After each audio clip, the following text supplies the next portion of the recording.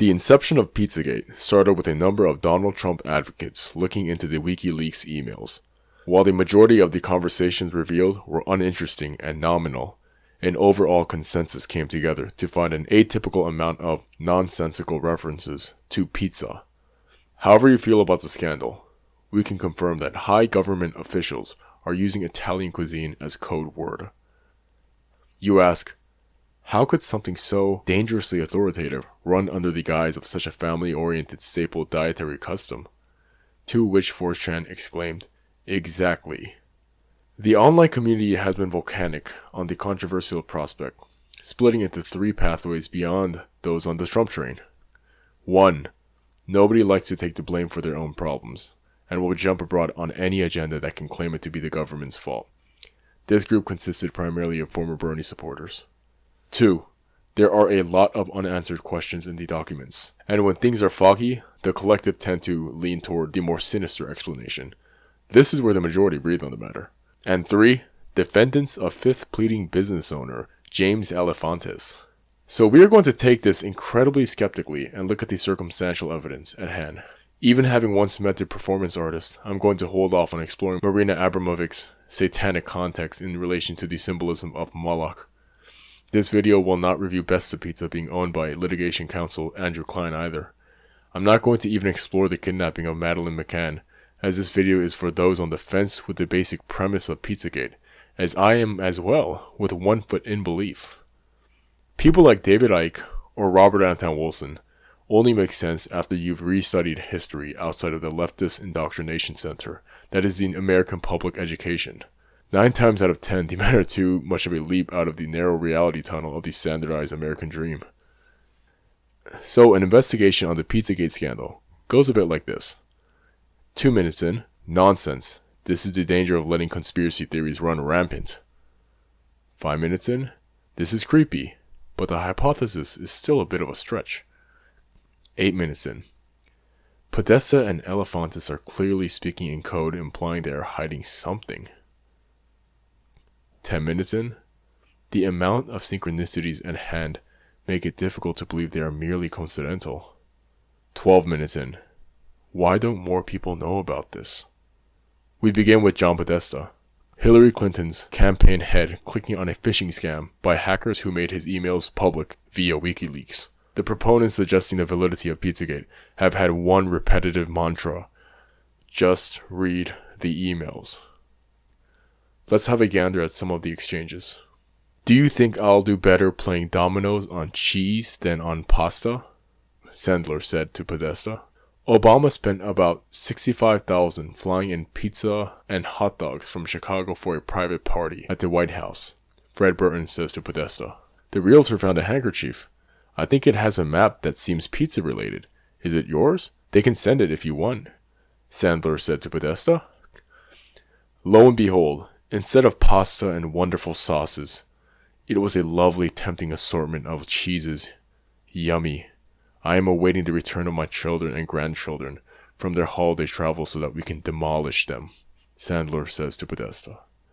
Now this is only 4 out of many grammatically incorrect references being communicated. What could this scattered wordplay possibly refer to? Again, let's review what we know with certainty. This is code for something. Having done hours of research for an alternative explanation, the allegation of pederasting unfortunately remains to be the only consistent connection of the addressed emails. You'll alternatively only find a couple of links on Libyan fund alleges or Indian counter-surveillance slang through Chowdhury Farhat. Absolutely no affiliation with the latter.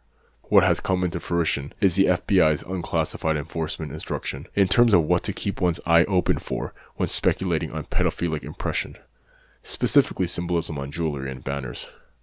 Here's the lingo.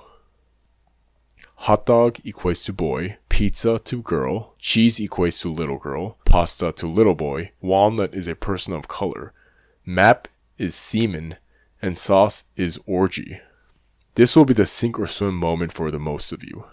Those of you open-minded folk capable of thought experiencing who have children felt an incredibly daunting chill run up your spine. If you haven't caught the implication by that, let us translate. Would you recommend me dominating a little girl over a boy? The president spent $65,000 bringing girls and boys for a private party. You left memorabilia in reference to one of the girls. Do you want it back? Rather than an orgy of little boys, we had a tempting assortment of little girls. Although that wasn't enough, I am waiting for my grandchildren and children to return from their travels. It is a glimpse into the sinister underbelly of the left's leaders and jeopardizes oneself to be identified as a conspiratorial nutcase blaming the lizard people. But rather than accepting the open and shut case demand of the mainstream media, we ought to explore more of the tragic characters in this act. One of the critical emails from John Podesta was to a James Elefantes, owner of Washington, D.C.'s Comet Ping Pong. The email entailed an arrangement of a fundraiser to be held for Hillary Clinton. So what, right? Well, this is where things get blurry. The bizarre trickles to the grotesque through highly inappropriate social media photographs about new seating procedures for young customers or the overpricing of German babies. Or also distasteful is the gambit of artists and deranged musicians depicting the abuse of children in an occult manner. While none of this is illegal per se, it definitely gets you into the mind of this man. And Mr. Elefantes, if you are legitimately wondering why people are knocking at your establishment rather than the neighboring Besta Pizza, it is because you are the one who is in contact with John Podesta. You are the one who posts incredibly deplorable content that would wrench the gut of all things civil. You are the one that has the statue of Antinous as your account profile image.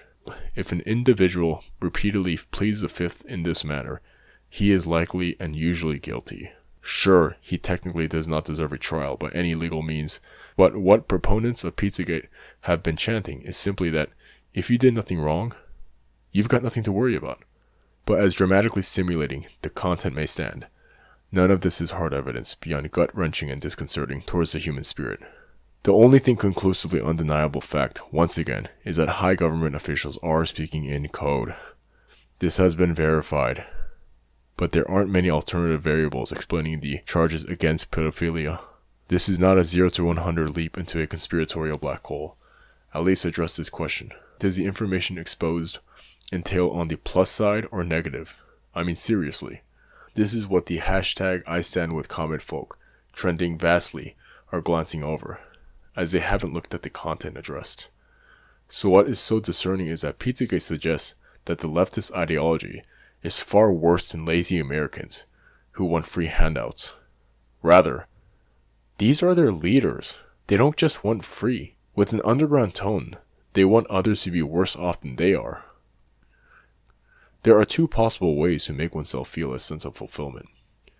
One is doing things that garner pride and share the disciplines you enjoy. The second is more short-term and requires more oscillation, which is to put others beneath you. The worst form this energy takes shape as is torture and pedophilia. At minimum, you should leave listening to this content knowing that these individuals are sick. The degree is determined by whether or not the findings convince you. But the idea of an elected official raping children has heartbreakingly happened throughout history. Pizzagate is seen as an opportunity to castrate that source, and I don't blame them for wanting to do so.